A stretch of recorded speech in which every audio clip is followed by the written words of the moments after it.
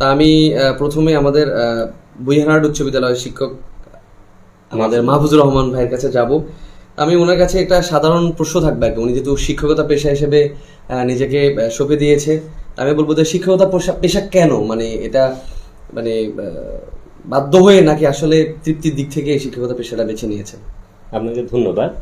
শিক্ষকতা পেশা আসার পূর্বে আমাদের যে বাড়িতে আমরা বসবাস করি ওই বাড়িতে এখন পর্যন্ত প্রায় 26 জন শিক্ষক কর্মরত আছেন বিভিন্ন, যেটাকে বলে জিনগত আমাদের বাড়ির একটা ঐতিহ্য।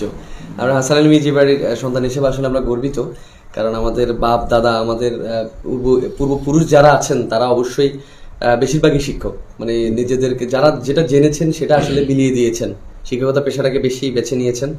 অত্র অঞ্চলে আমাদের বাড়ির একটা সুনাম আছে, আপনাদের দোয়ায় আমরাও যেন সেই ধারা অব্যাহত রেখেছেন, মাশাআল্লাহ, আলহামদুলিল্লাহ। সেম কোয়েশ্চেন আমার থাকবে আমাদের প্রিয় শিল্পী, আমাদের প্রিয় ওস্তাদ উসমা গনি সোহেলের কাছে। তিনিও একটা প্রাইভেট প্রতিষ্ঠান, যদিও শিক্ষকতা পেশার সাথে জড়িত অনেক বছর। তো এটা কি পেশা হিসেবে কি নিয়েছেন নাকি মানে ক্ষণস্থায়ী হিসেবে এখন আপাতত এটাতে সময় দিচ্ছেন? আসলে শিক্ষকতা পেশা আমার ব্যাগে রাখছে সেটা আল্লাহ ভালো জানে। তবে হ্যাঁ, এখনো তো আপনার মানে চাকরির যে বয়স সীমা ওটা পার হয় নাই, সেই জন্য তো বলছেন যে আপনি শিক্ষকতা পেশা ভবিষ্যতে কি হবে কি হবে না সেটা বিষয় এখনো মানে আপনি কনফিউজড। কিন্তু আমার প্রশ্ন থাকবে এটা যে আপনি শিক্ষকতা পেশাটাকে যেহেতু আপনি পেশা হিসেবে নেবেন না, হয়তো নিজেকে দাবি করেছেন যে বর্তমানে শিক্ষকতা পেশার সম্মানটা আছে কিন্তু পকেটে টাকা থাকে না, সেটা আমরাও মানি, যেটা আমার বাবা একজন শিক্ষক। কিন্তু আমার চাচা মানে তারিফের আব্বু হেড স্যার, অনেক বড় শিক্ষক।